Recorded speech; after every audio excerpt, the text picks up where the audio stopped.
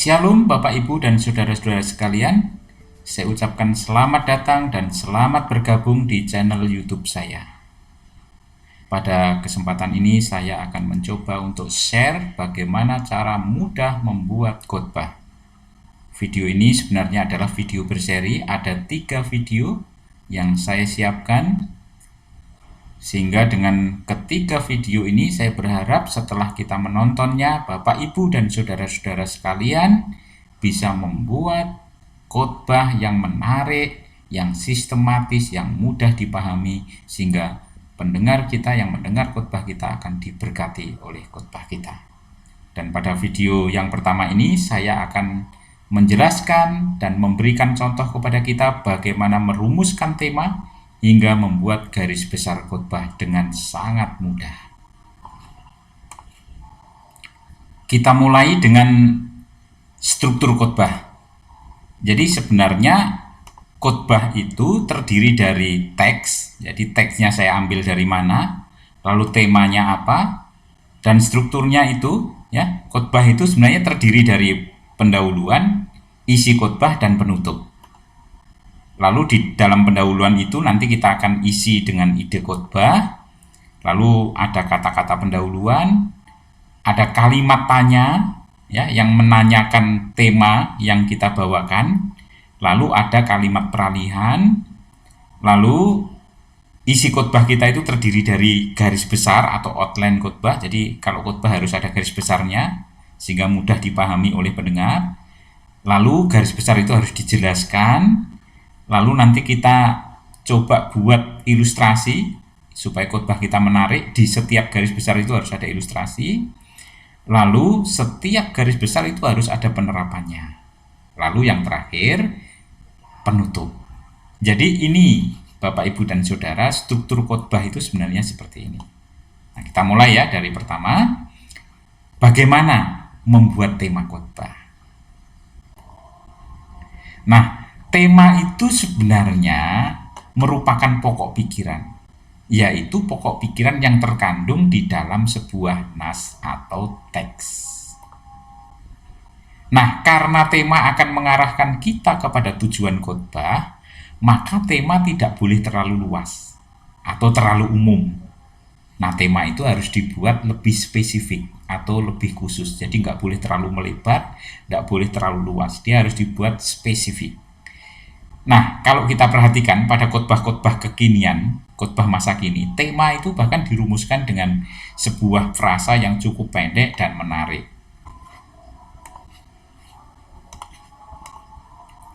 Nah, contohnya seperti ini. Membangun karakter Kristus, hidup dalam kemenangan, berjumpa Allah dalam keheningan, hikmat dalam mengatasi corona, optimis dalam hidup, impact of love, perfect love, life is journey, give the best, excellent character, blessing in worship, the power of worship, fellowship in love, say thanks, I'm ready. Nah, ini contoh tema-tema kekinian atau tema-tema masa kini yang dibuat cukup singkat dan menarik. Nah, sebenarnya Bapak Ibu dan Saudara yang dikasih oleh Tuhan, apapun tema yang kita rumuskan, ingatlah seperti yang saya jelaskan tadi, tema itu harus dibuat spesifik atau khusus, tidak boleh terlalu luas atau terlalu umum. Nah, hal-hal yang harus diperhatikan dalam memilih tema itu harus tepat sesuai dengan nas atau teks, walaupun terkadang tema sudah ditentukan oleh misalnya gereja yang mengundang kita. Tapi sebenarnya tema itu harus sesuai dengan teks. Tema itu harus jelas menyampaikan sebuah ide atau gagasan. Tema itu harus menarik perhatian. Jangan terlalu panjang kalau membuat tema. Dan kalau membuat tema, ingat ya, harus merupakan persoalan-persoalan yang segera dijawab atau kekinian. Jadi nggak boleh merumuskan tema khotbah masa lalu, misalnya ciri-ciri keberhasilan Musa misalnya, itu masa lalu, itu harus dibuat kekinian khotbah itu. Dan tidak boleh terlalu luas, harus spesifik. Jangan membuat tema yang tidak sopan, misalnya keburukan orang miskin, orang tua idiot, wanita sundal neraka tempatnya. Nah, itu tidak boleh. Terus kemudian jangan merumuskan tema dengan tujuan menyerang atau menyindir seseorang. Misalnya jemaat kita itu dikasih tahu susah atau tidak pernah memberikan perpuluhan, lalu kita merumuskan tema dengan tujuan menyindir supaya dia memberikan perpuluhan. Nah, sebenarnya tidak boleh seperti itu. Oke ya. Nah, ini saya berikan contoh. Misalnya kita mau khotbah tentang pokok kebangkitan. Ini kan terlalu umum. Kebangkitan apa? Kan terlalu umum itu. Kebangkitan yang seperti apa? Nah, tema harus dibuat spesifik. Nah, ini ya. Misalnya kita mau khotbah tentang kebangkitan. Nah, tema yang kita rumuskan harus spesifik, kebangkitan yang menghidupkan. Nah, kita mau khotbah tentang pokok gereja. Nah, kan terlalu umum pokok gereja. Kita rumuskan lebih spesifik, misalnya misi gereja, tujuan gereja, dan lain-lain. Pertobatan masih terlalu umum. Kita rumuskan yang spesifik, pertobatan yang sejati. Kita mau khotbah tentang iman, masih terlalu umum. Iman yang seperti apa? Nah, kita rumuskanlah tema yang lebih spesifik, iman yang menyelamatkan. Kita mau khotbah tentang anugerah Allah, wah terlalu umum itu anugerah Allah. Nah, kita buat lebih spesifik, mendapatkan anugerah Allah, lebih spesifik. Kita mau khotbah tentang pernikahan Kristen. Pernikahan Kristen seperti apa? Masih terlalu umum. Kita buat yang spesifik dalam tema, membangun pernikahan Kristen yang kokoh. Kita mau khotbah misalnya tentang keluarga Kristen. Keluarga Kristen juga masih terlalu umum. Kita buat yang spesifik temanya, keluarga Kristen yang diberkati oleh Tuhan.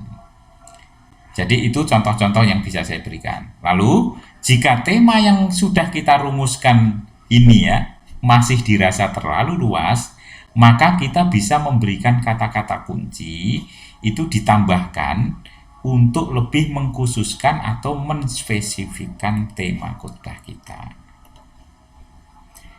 Dan ketika kita memilih kata-kata kunci, ingat harus disesuaikan dengan teks. Jadi nggak bisa sembarang asal pilih. Dan saya sudah membuatkan daftar kata-kata kunci. Nanti di slide yang berikutnya ya. Nah, misal ini saya kasih contoh lagi ya, kata-kata kunci itu. Nah, misalnya khotbah kita tentang pernikahan Kristen. Tema kita tentang pokok yang mau kita khotbahkan tentang pernikahan Kristen.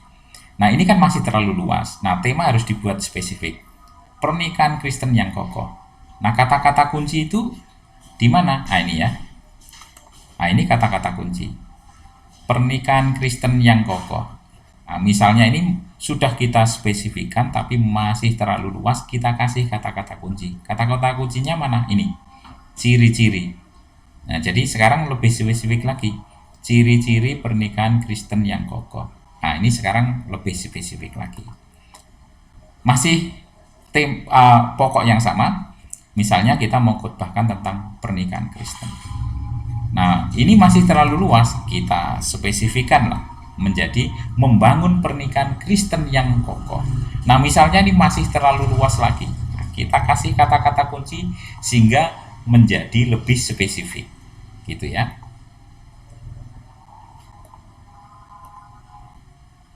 Nah, ini kata kuncinya, cara-cara.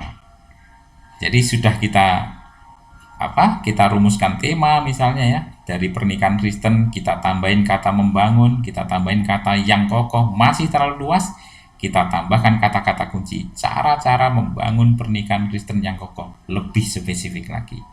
Jadi tema itu harus dibuat spesifik mungkin sehingga orang yang mendengar itu khotbah kita itu bisa memahami dengan sangat mudah, bisa menerima dengan sangat mudah khotbah kita.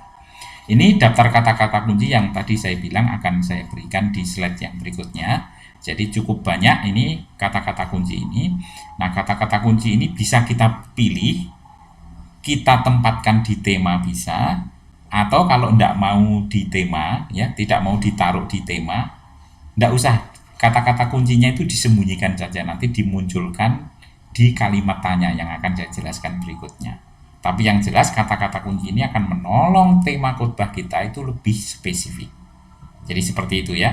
Jadi Bapak Ibu Saudara, nanti bisa di pause di videonya di bagian ini, bisa dicatat atau bisa difoto atau apalah ya, terserah Bapak Ibu.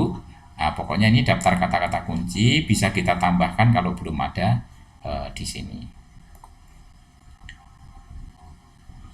Dan ini struktur khotbah tadi.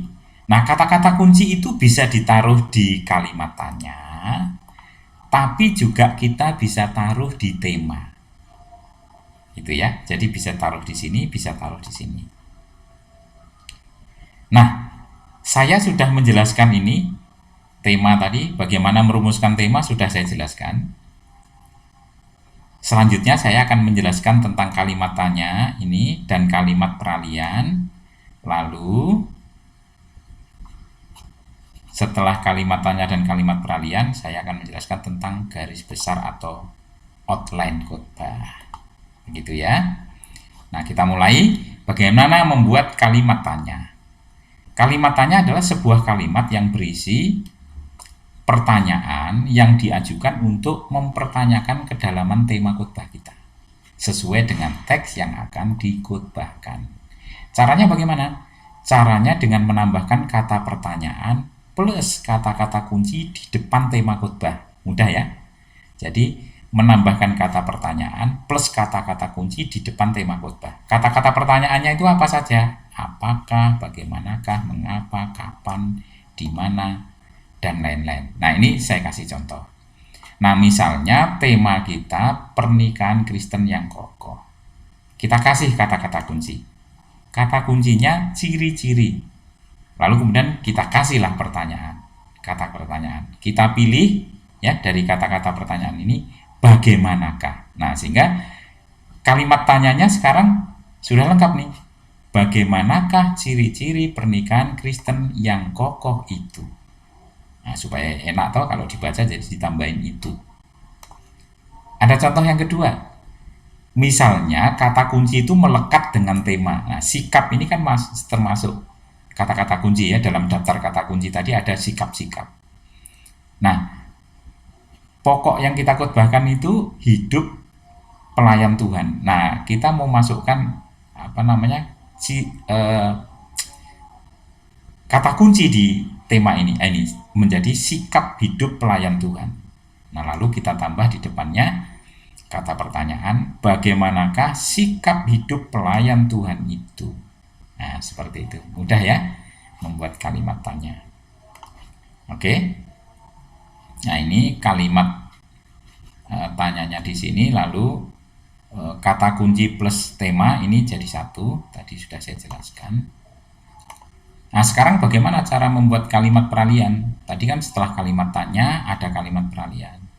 Kalimat peralihan adalah sebuah kalimat yang memberikan jawaban terhadap kalimat tanya. Jadi kalau ada pertanyaan harus dijawab. Yang jawab pengkhotbah itu sendiri. Lalu ditambahkan alamat nas atau teks yang akan kita khotbahkan. Kalimat peralihan ini sekaligus menjadi jembatan antara tema khotbah dengan garis besar khotbah atau outline khotbah. Nah, misalnya tadi kita sudah membuatkan kalimat tanya. Kalimat tanyanya itu bagaimana ciri-ciri pernikahan Kristen yang kokoh itu? Nah, kita jawablah kalimat peralihannya. Ciri-ciri pernikahan Kristen yang kokoh menurut Efesus pasal 5 ayat 22 sampai 33 adalah sebagai berikut. Nah, ini garis besar satunya apa, garis besar duanya apa, garis besar tiganya apa. Gampang ya. Jadi kita buat kalimat tanya lalu kita jawab. Nah, jawaban ini yang namanya kalimat peralihan itu. Nah, sekarang saya kasih contoh lagi. Nah, ini ya. Tema, kalimat tanya, kalimat peralihan. Misalnya tema yang kita rumuskan, kebangkitan Kristus dari kematian. Kalimat tanyanya apa? Apakah dampak-dampak? Nah, dampak-dampak ini kata kunci ya. Apakah dampak-dampak kebangkitan Kristus dari kematian itu? Nah, ini ya. Jadi tadi kan temanya ini lalu dikasih kata kunci, dikasih kalimat tanya. Lalu kalimat peralihan jawaban dari kalimat tanya ini. Nah, ini. Dampak-dampak kebangkitan Kristus dari kematian menurut Roma 6 ayat 1 sampai 14 adalah sebagai berikut. Temanya mendapat mendapatkan anugerah Allah. Kalimat tanyanya, bagaimana cara-cara mendapatkan anugerah Allah itu? Atau kalau nggak mau kata ini diulang ya, tidak mau jamak, bisa kok dibuat tunggal. Misalnya, bagaimana cara mendapatkan anugerah Allah itu? Bisa. Jadi kita nggak mau pakai bentuk jamak, bisa bentuk tunggal. Bagaimana cara mendapatkan anugerah Allah itu? Kalimat peralihannya jawaban dari ini. Cara-cara mendapatkan anugerah Allah menurut Efesus pasal 2 ayat 1 sampai 10 adalah sebagai berikut. Tema lagi misalnya pernikahan Kristen yang kokoh. Kalimat tanyanya, bagaimana karakter pernikahan Kristen tersebut? Kalimat peralihannya jawaban dari ini. Karakter pernikahan Kristen menurut Kejadian pasal 2 ayat 18 sampai 25 adalah sebagai berikut. Tema lagi tentang keluarga Kristen yang diberkati Tuhan. Kalimat tanyanya, bagaimana ciri-ciri keluarga yang diberkati oleh Tuhan itu? Atau kalau mau sama dengan ini, bagaimana ciri-ciri keluarga Kristen yang diberkati oleh Tuhan itu? Ciri-ciri keluarga Kristen yang diberkati Tuhan adalah menurut Yohanes pasal 2 ayat 1 sampai 10 adalah sebagai berikut. Begitu ya. Nah, sekarang kita terapkan membuat garis besar khotbah. Nah, gitu ya. Jadi mulai dari tema, lalu kemudian kalimat tanya, kalimat peralihan, dan garis besar khotbah. Kita sekarang coba terapkan ya. Nah, misalnya saya ambil teksnya itu dari Matius pasal 14 ayat 13 sampai 21. Nah, tema yang saya buat berdasarkan Matius pasal 14 ayat 13 sampai 21 ini adalah sikap hidup pelayan Tuhan. Kalimat tanyanya, KT ini kalimat tanya, bagaimana seharusnya sikap hidup pelayan Tuhan itu? Kalimat peralihan berarti jawaban dari ini, sikap hidup pelayan Tuhan menurut Matius pasal 14 ayat 13 sampai 21 adalah sebagai berikut. 1. Nah, langsung masuk garis besar. Penuh belas kasihan ayat 14. Siap berkorban ayat 13, 15 sampai 17. Dan yang ketiga, taat ayat 18 sampai 19. Nah, ini contoh merumuskan tema, membuat kalimat tanya, kalimat peralihan langsung masuk garis besar khotbah. Seperti itu ya, mudah ya. Oke, kita coba berikan contoh yang kedua. Nah, misalnya teksnya itu saya ambil dari Galatia pasal 1 ayat 1 sampai 5. Tema khotbah yang saya rumuskan berdasarkan Galatia ini adalah hamba Tuhan adalah panggilan istimewa. Kalimat tanyanya, apakah yang menjadi alasan bahwa hamba Tuhan adalah panggilan istimewa? Kalimat peralihannya, alasan bahwa hamba Tuhan adalah panggilan istimewa menurut Galatia 1 ayat 1 sampai 5 adalah sebagai berikut. 1. Panggilannya bukan karena manusia. Panggilannya bukan melalui manusia.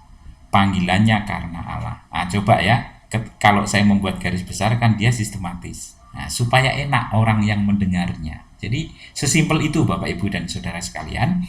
Yang penting itu khotbah kita itu bisa dipahami, dicerna dengan baik oleh pendengar kita. Kan itu tujuan kita berkhotbah. Nah, coba kita ambil contoh yang ketiga lagi. Nah, misalnya sekarang saya ambil dari Lukas pasal 5 ayat 1 sampai 11. Nah, saya sudah membaca Lukas ini, saya sudah merenungkan, berdoa, lalu saya merumuskan tema berdasarkan Lukas ini, Lukas 5 ayat 1-11 ini temanya mengubah masalah menjadi berkat. Nah, kalimat tanyanya, bagaimana langkah-langkah mengubah masalah menjadi berkat? Kalimat peralihannya, langkah-langkah mengubah masalah menjadi berkat menurut Lukas pasal 5 ayat 1-11 adalah sebagai berikut. 1. Hadirkan Yesus ayat 1-2 dan ayat 5.